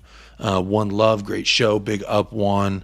And yes, Tricky One, we usually go about an hour and a half, so we're coming up on that. I just want to catch up on some of these comments and predictions and make sure everyone in the chat knows that we see you, we hear you, and we love you and got hugs for you as well. Full Bulls calling a Trippier free kick in the 90th minute from 30 yards. Do you think no, I'm not even going to entertain that. 2-0 Spurs, Kane and Sonny. There we go. I love that one. Tricky One says 3-1 Spurs. Jacob, before we go, give me a Perisic joke. Michael, I told you we were going in for a minute. And I think the winner of that night was at Perisic's wedding, Anthony gets the first dance. Now, I've also said when Perisic gets in trouble, his parents ask Anthony to come spank him. Yeah, that's a good. I also said when Perisic's kids get sick in school, they call Anthony to see whether they should send him home or not. So, big up J. Co. Poor Perisic again, like seeing your father take an ass whooping. Kane with the deuce, Højbjerg with the bash. That's 3. I love it. Aaron Dub. And Dombele was not good. He had skill lazy. That's true. Moistness incoming. That's true. Ben, get in the pool. The water's nice. Don't just dip your toes in neither. Jump right in. Yeah. Swan dive, Michael. Swan dive, baby. Come on. Newcastle only conceded 9 goals all season. We ain't scoring 3 on Sunday. They also haven't played Harry Kane and Heung-min Son. They also haven't played Harry Kane and Heung-min Daddy. Shawnee, you're forgetting the X factors. Double X. We need one more X factor to make that triple X. So come on now. Let's see. He said we do I think his camera's mirrored, so it wasn't backwards. Spurs Talk Show says 1-0 Spurs. Hell yeah, that's still 3 points. Honestly, I don't care if it's 5-0, 1-0, 4-3. As long as we get the dub, that's kind of where I'm at. We need them 3 points. HJD says, guys, off topic, as I would like to know which NBA team would you say are comparable to Spurs? The Knicks. LOL. 2-1 Spurs. COYS. Who would you say, Michael? That's a great question. Orlando Magic. They got to the mountaintop once and they lost. And never been back since. And then they get stuff that give you hope. No, well, I guess technically they've been there twice, huh? Because they went once with Shaq. Didn't they go once with Shaq, or no? They never made it to the finals with Shaq. Because they made it to the finals with Dwight Howard, but they lost to Kobe. I think they did make it to the finals with Shaq. I'm not sure. Yeah. So yeah, maybe the Magic, because they've never won. But it's kind of hard to compare, because like we've obviously won titles like back in the day, Spurs, but who's won titles back in the day that doesn't win anymore? 76ers? Yeah, Boston. No, Boston's won though. They won in 2010 or 2009. Yeah, Whatever but it that's was. 13 years ago. Yeah, So they'd be like Man United, yeah, they would be more like Man United. I would and say cities like Golden 76ers? State. 76ers? So we're like 76ers? I don't know. That's a tough one. Because I'm trying to think of a team that like. I mean, I guess you Milwaukee could was a also say the powerhouse back Knicks, in the but day. like some people are saying the Knicks in the chat, but the Knicks Knicks have are like won terrible. it, but they've won it though. They've won it Yeah. all. Yeah. We've But never back in won the the day- Premier League title, right? Well, not a Prem, but we've won like the league. It's not in a long time. Yeah. I guess That's a maybe good the Knicks, question, but like the man. Knicks are like terrible, terrible. We're not terrible, terrible. You know, like that would be if I think we would be the Knicks if we were like in relegation like territory almost every year for the past like 5 seasons. But we're better than that. You know what I mean? I'm, The 76ers are decent. Decent. They got Embiid. Yeah. I don't know. I feel like maybe the Pistons, like we had like No, because the Pistons are bad. We're not bad. The Pistons that's are true. bad. You're right. You're We've right. been bad. You're right. So I would say maybe the 76ers. They were bad for a little bit, but I guess so were we, right? Yeah. That's a tough one. Maybe what about Memphis Grizzlies? Because they've always been around, but like they've never They've really never had won. success. But they've never like been that bad. They've had good squads with solid players over the years, but never able to do much in the playoffs. If they even made the See, playoffs. Pacers in the chat. That's not a bad show. Pacers, yeah. Pacers are never terrible, but they're never like the best team in the league. Yeah, there you go. I would say Pacers or like Grizzlies? Pacers, maybe Magic, maybe Grizzlies. I like Magic too. Magic, you know, they've gotten to the mountaintop. They've almost gotten They've to the touched it. mountaintop. They've But touched yeah, it. they've touched it. You know, we touched the Champions League final. We've won in the past, but let's see, Does- San Antonio Spurs. I would rather not. I hate the Spurs, but y'all can have a go, I guess. No, because the Spurs they had there a, we go. they were Reyes like says Luka Magic 2 on or Saturday. 3. Let's go, baby. Let's go. I can't believe we choked away the season opener, Reyes, but we won't talk about that. It's okay. Devin Devin Booker's Booker's still still Luka's Luka's son. son. Yeah, Let's be yeah. honest. He's still Luka's son. He won't do that in the playoffs. Well, I don't know what accent. Do I have an accent when I get serious? I think maybe like a kind of country southern sometimes. Oh hell yeah! Well, Yeah. this is a crazy comment. I think Conte will get the sack this season if the performances continue. If you mean if we lose, yeah. If we keep losing, I guess. I mean, you can say that about any manager if we just keep losing. But I think I'm not even gonna dream of that reality because, quite frankly, I don't think it's something that's gonna happen. Full Bull 3-2 Spurs. Mike hat trick. Jacob own goals. Damn. Full Bull. There you Every go. time I see you anywhere in any chat, you just say, "What's up, Mike?" And you just say, What's "What's up, up, Mike?" And it's not Mike. It's me. And you know that. I know that. And Full Bull, you're my biggest. Yeah, I don't know. I hope you support the Hater channel. / lover? Yeah, because he's still interacts and always says what's up, but it's always Mike. And you know what? If you love Mike and you don't love me, I like to say we represent the yin and the yang. So if you don't like one, you might like both. So thank you for tuning in. James George, nice on Jacob. Anthony doesn't have his own. You don't like streaming one, you channels. might like both. That don't make sense, dog. Just trust it, bro. If Just you don't fucking like trust- one, you might like both. I guess. Maybe. Yeah. So we got. I'm dead. If you don't Sorry, like either keep of going. us, then you probably like us both deep down, and you just want to hug There you us. go. Yeah. I mean, honestly, anyone who's hating on you or me, I really think that they just want to hug us at the end of the day. Blackburn Rovers, Charlotte Hornets. Charlotte Hornets, that's a good shout. But they were also they like were the bad, Bobcats. Like, They were yeah, Bobcats they were for a also minute, too. bad for like what, 6 years straight, 8 years straight. It was bad, bro. Hey, but Michael like- Jordan owns them.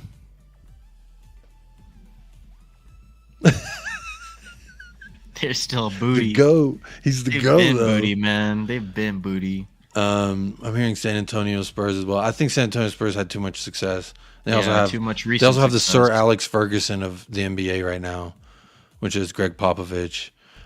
Big up past 36 Fun says they got the best adulting adult dating site. If y'all You're interested in that. Yeah, if y'all are interested. Dating site 69. So you got options. You got fire emojis, black heart, or 69. So big up yourself. Thanks for tuning in. Pacers won ABA but never NBA. Okay, that's actually all right. Championship, you win. We're gonna say Pacers. They're always decent. That's true. They go to the playoffs. They hang around. I like it. I'm sorry, David. This is just not accurate at all. I'm sorry. I can't say Chicago Bulls. Well, nah. Careful Would you what say you say 90s now. is too recent of success? Bro, Too 2011 they recent? had an MVP. I don't know if you want to call that success. They made it to the the Eastern Conference Finals with said MVP.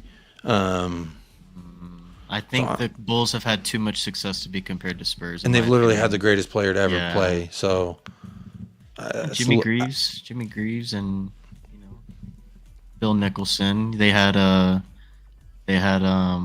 say Chicago Bulls is like Barcelona.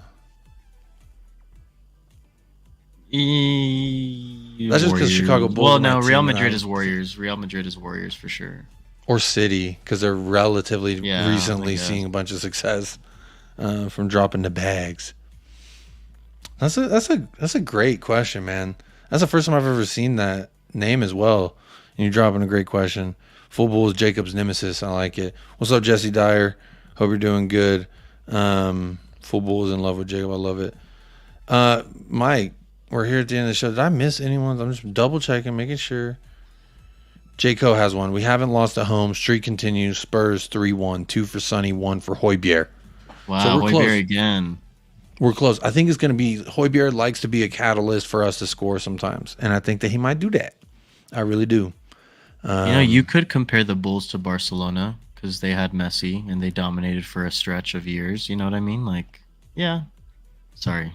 Ronaldinho, maybe the Just a Scottie thought. Pippen. Yeah. You know, I know they didn't play necessarily the same times, but like quality of player and like success with that player. Or like, Mascherano, Xavi, Iniesta. I would say Iniesta's probably Scotty. And then like Mascherano is the Dennis Rodman. I was going to say, who's Dennis Rodman? Mascherano maybe, or PK, I don't know. There you go. Full Danny Bull. Alves, I don't know.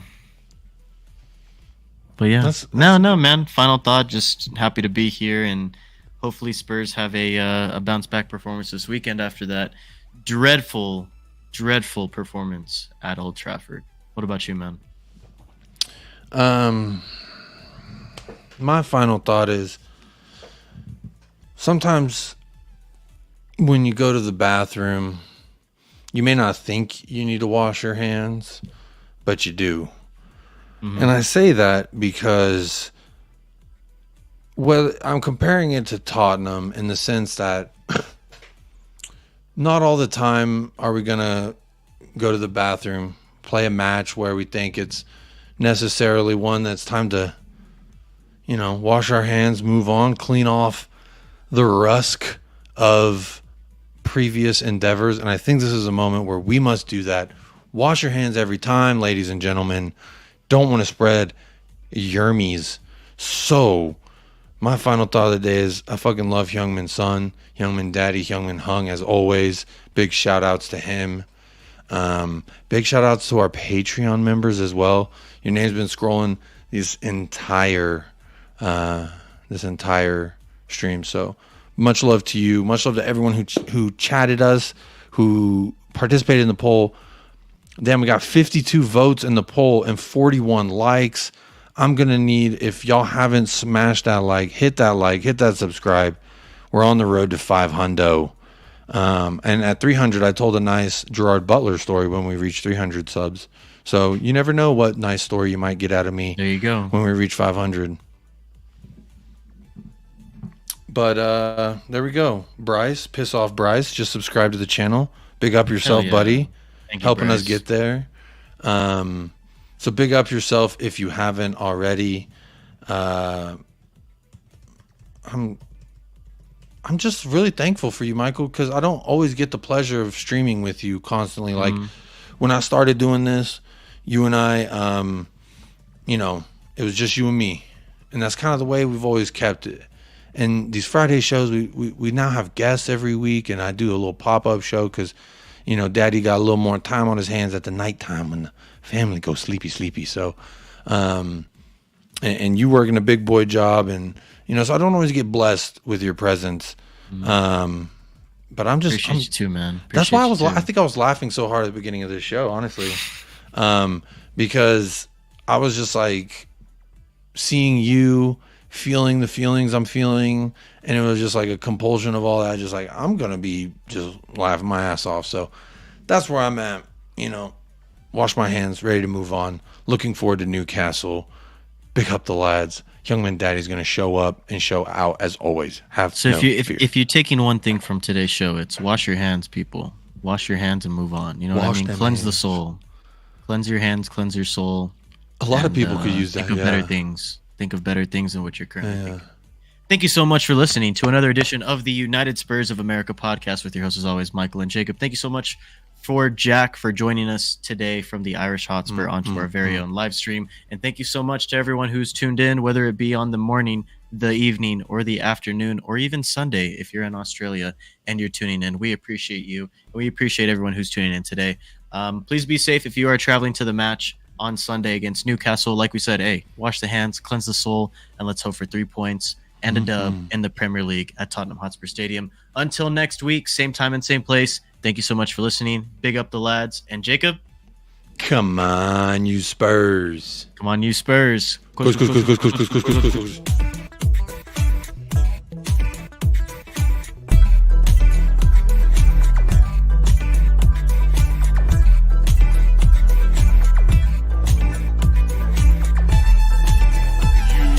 United Spurs of America with your hosts, Michael and Jacob.